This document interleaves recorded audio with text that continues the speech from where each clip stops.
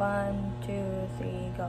So good day everyone. My name is Arzuzain C. Pahayahay and today good day everyone. My name is Arzuzain C. Pahayahay and today I will be presenting an analysis of Shirley Jackson's short story entitled The Lottery through the lens of formalist approach by answering the following questions. Number 1. How does the structure of the lottery contribute to its overall impact? What is the effect of the story's gradual build-up to the shocking climax? So at first glance, the story's chronological and linear structure appears uninteresting. The author uses a calm, everyday tone and setting describing the townspeople's gathering for an annual lottery in a rural village. Then, even though the lottery's true purpose isn't revealed until the very end, the tension progressively rises. Gathering, calling names, and drawing slips of paper are all steps that gradually increases the tension. The narrative purposely omits important details regarding the lottery's goal in order to deceive the readers into believing that everything is normal. So the lottery begins in a slow and normal pace before building to a startling climax, produces a powerful emotional impact for a formalist point of view. So number 2, how does Jackson's choice of third-person objective narrator influence the reader's perception of the events in the story? So by using the third-person objective narration, Jackson establishes a feeling of detachment by limiting the narrator in describing dialogue and acts that occur outside the character's inner thoughts and feelings.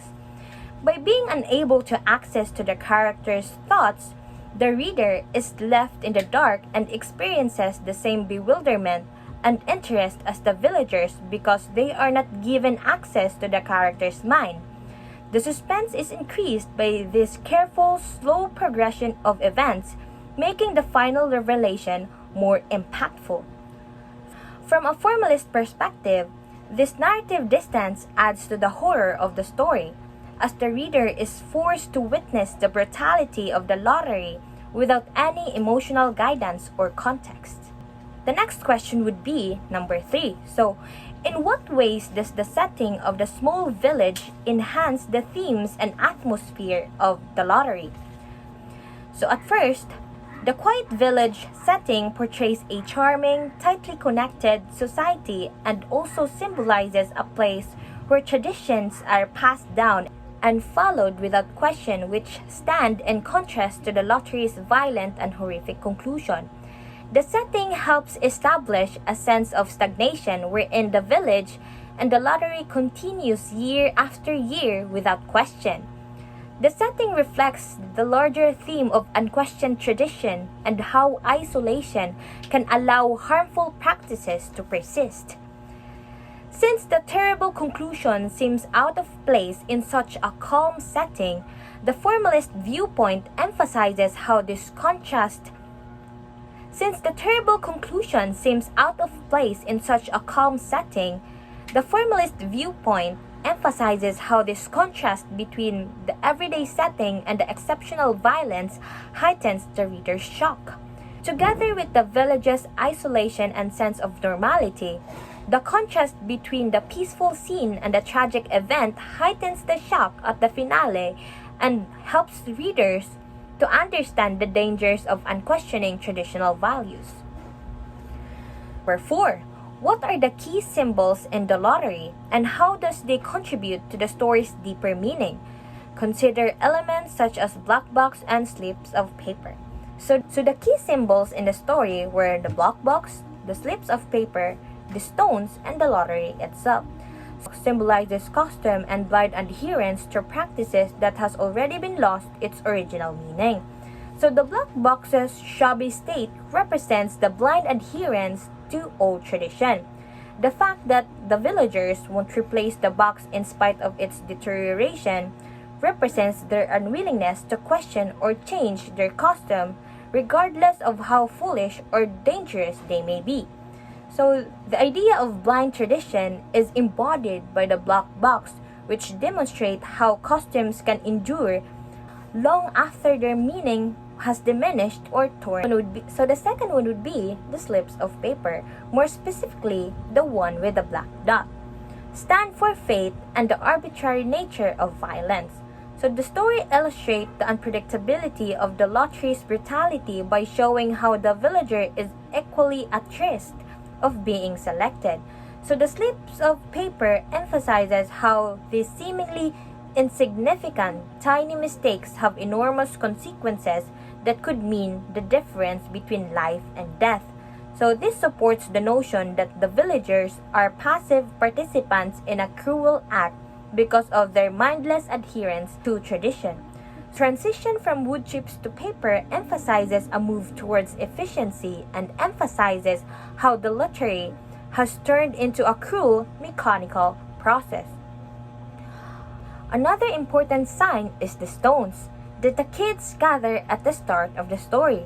So the stone stands for the actual concrete evidence of the cruelty and violence in the community. The traditional and social practice of stoning illustrates how the village has accepted violence as an accepted practice.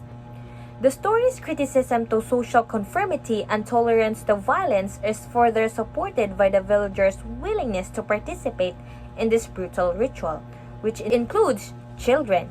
Since everyone participates in the act without questioning its morality, the stone also represents the community's shared duty. Lastly, the lottery itself is a representation of both shared cruelty and cultural tradition.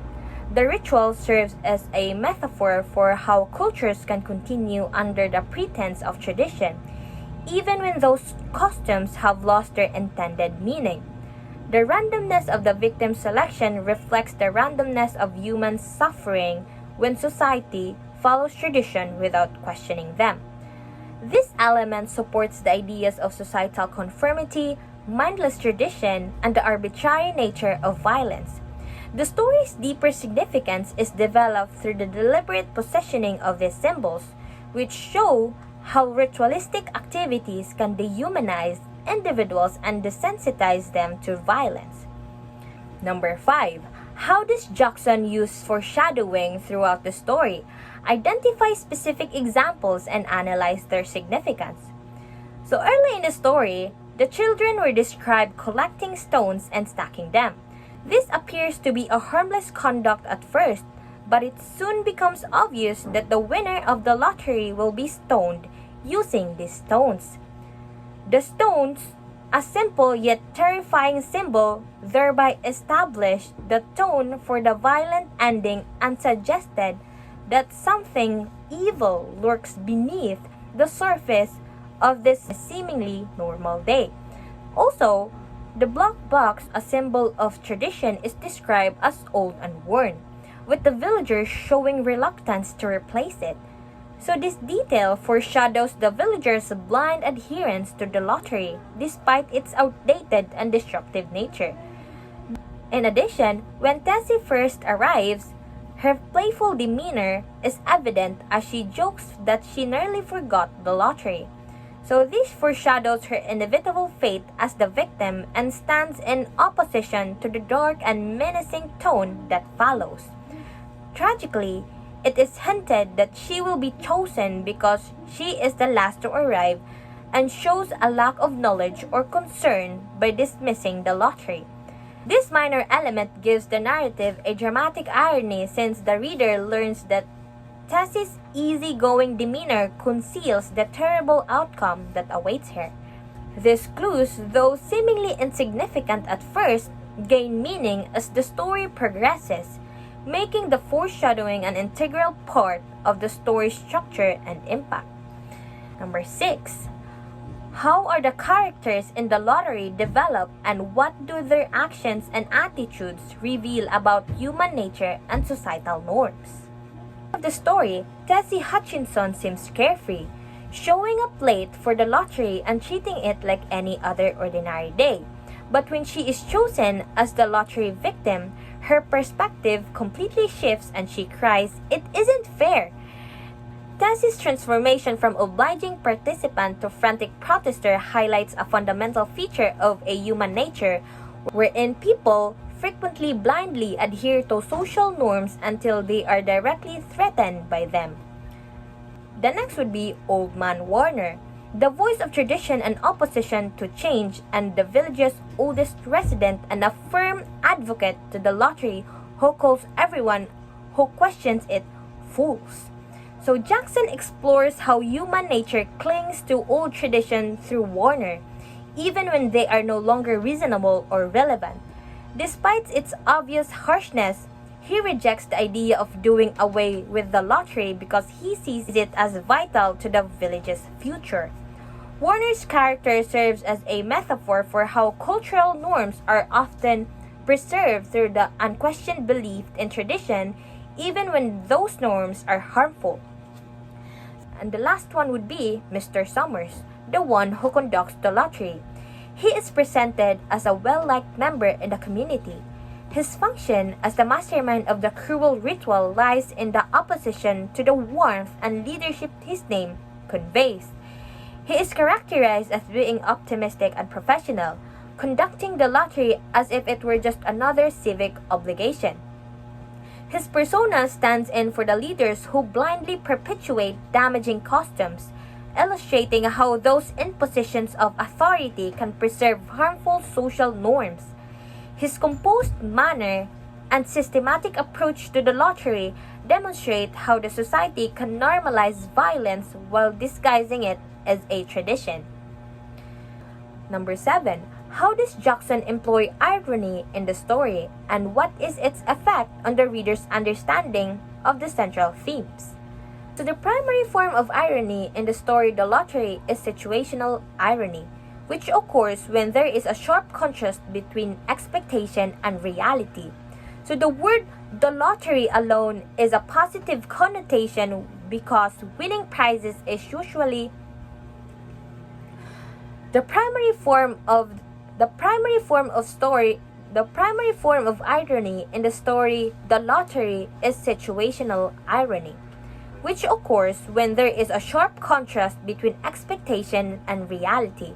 So the word the lottery alone has a positive connotation because winning prizes is usually connected to lotteries. The winner of this lottery is actually selected to be ruthlessly stoned to death, as Jackson reveals, contradicting anticipation. So the darker aspects of social standards and human nature are forced upon the readers by this situational irony. A formalist interpretation would stress that this irony emphasizes the notion of desensitization of violence by contrasting the villagers' casual, typical action with the terrible ritual they participate in. Number 8. What is the tone of the lottery, and how does Jackson create a mood of normalcy that contrasts with the story's horrific conclusion? The tone of the story is deceptively calm, neutral, and objective. The narrator presents the events in a direct, nearly journalistic style with minimal emotional commentary or assessment. The reader feels detached from the horrifying occurrences as a result of this detachment, which heightens the terror of the violence by portraying it as a commonplace. So the story's violent conclusion is handled with the same casualness as the portrayal of routine activities, which emphasizes the normalization of violence in the community. For instance, the drawing of the lottery is described in the same calm and emotional tone as the villagers' conversation about crops and taxes. So the neutral tone creates a sense of routine and normalcy, suggesting that the villager sees the lottery as just another part of life. This deliberate lack of emotional tone serves to heighten the reader's shock when the true nature of the lottery is revealed, as it emphasizes the contrast between the calm presentation of events and their horrifying reality. Number 9.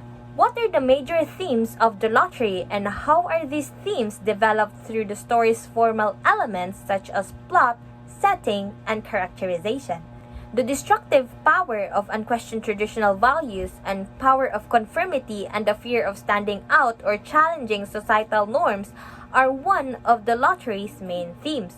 Without considering the lottery's moral consequences or purpose, the villagers take part in it every year only because it has always been done. The plot centers on a seemingly innocent and typical village occurrence that is actually a ceremonial stoning. Also, the story's setting provides an amusing background for the violent lottery. Jackson purposely places the narrative in a small, rural town where peace and simplicity are expected. The theme is strengthened by the contrast between the harsh tradition and the surroundings, which shows how violent rituals can exist in even the most supposedly harmless community. Furthermore, the problem of blind tradition is reflected on the villagers' unquestioned participation in the lottery, particularly in the case of Old Man Warner, who argues that the lottery is necessary for the village's survival. Warner embodies the belief that tradition should be upheld only because they have been practiced for a long time. Characters like Mr. Summers, who manages the lottery with cool efficiency, demonstrate how powerful people may uphold and normalize destructive customs. Number 10. And lastly, number 10. How does Jackson's use of language and literary styles contribute to the story's meaning and effect? Consider her use of dialogue, descriptive details, and sentence structure. So Jackson purposely uses casual and everyday language in the story, which adds to the village's feeling of constant normality. The villagers focus with everyday issues like tax, harvests, and family life is evident in their discussion prior to the lottery. This gives the reader a false sense of security while concealing the lottery's underlying brutality. A formalist interpretation would point out that the villagers' blind acceptance of the lottery is reflected in the dialogue's casual tone. Jackson highlights the contradiction between the characters' actions and their words by making their conversation seem so normal and detached from the horrific reality that follows. The reader's shock is heightened by the contrast between the everyday conversation and the horrific stoning, which highlights how social customs could render people oblivious to their brutality. So that would be all about my analysis presentation of Shirley Jackson's The Lottery. Thank you.